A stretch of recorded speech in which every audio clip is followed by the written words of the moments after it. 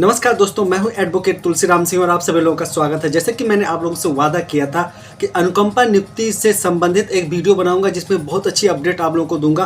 तो आप लोगों को सबसे पहले बताना चाहूँगा अनुकंपा नियुक्ति जिसमें आज खास तौर पर जो वीडियो बनाने का मकसद है वो ये है आप लोगों को ये बताना कि अब भैया शादीशुदा जो बेटियाँ होंगी उनको भी अनुकंपा नियुक्ति मिलेगा।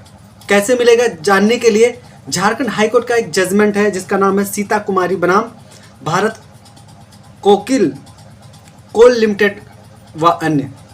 यह 2023 का ही जजमेंट है जिसके बारे में हम स्टडी करेंगे।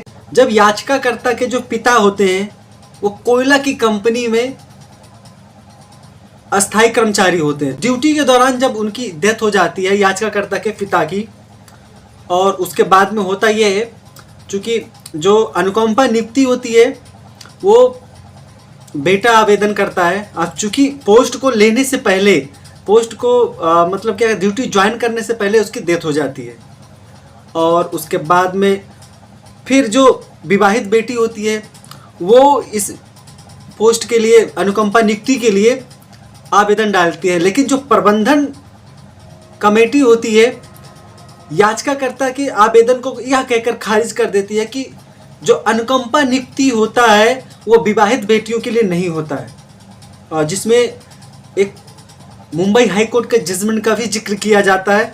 महाराष्ट्र राज्य व अन्य बनाम सुश्री माधुरी मारुति 2022 का जजमेंट है जिसमें जिसके व्याख्या करते हुए हवाला देते हुए कहा जाता है प्रतिवादी के द्वारा कि इस केस में अविवाहित बेटी को भी अनुकंपा नियुक्ति से माननीय कोर्ट ने मना कर दिया था। क्या करते कि वकील होते हैं उनका कहना होता है कि जब याचिकाकर्ता के पिता की डेथ हुई, यानी जो कोयला कंपनी का अस्थायी कर्मचारी था, जब उसकी डेथ होती है उस समय बेटी जो होती है यानी याचिकाकर्ता होती है वो अविवाहित होती है।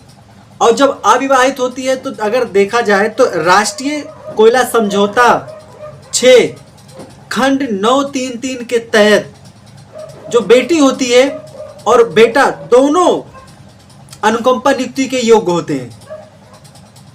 अब चूंकि जब डेथ होती है तो दोनों को अधिकार हो जाता है, जो अथॉरिटी होती है दोनों को पावर मिल जाता है, अनुकंपा नियुक्ति के लिए योग्य दोनों हो जाते हैं। अब बेटा अब चूंकि बेटी इसलिए अब आवेदन नहीं करती क्योंकि जो बेटा होता है वो पहले से आवेदन करके रखता है उस अनुकंपा नियुक्ति के लिए, इसलिए नहीं करती। लेकिन जब बेटा पोस्ट को मतलब नौकरी मिलने से पहले उसकी डेथ हो जाती है और जब यह याचिका हाई कोर्ट में लंबित होता है उसी दरमियान जो याचिका करता होती है उसके पति का एक दुर्घटना में डेथ हो जाती है। अब जो बेटी यानी कि जो याचिका करता बचती है वो अकेली बचती है, फादर नहीं होते हैं जिनका ड्यूटी के दौरान डेथ हो जाती है, भाई की डेथ हो जाती है और हस्बैंड की डेथ हो जाती है। लास्ट में बचती कौन है? याचिकाकर्ता बचती है।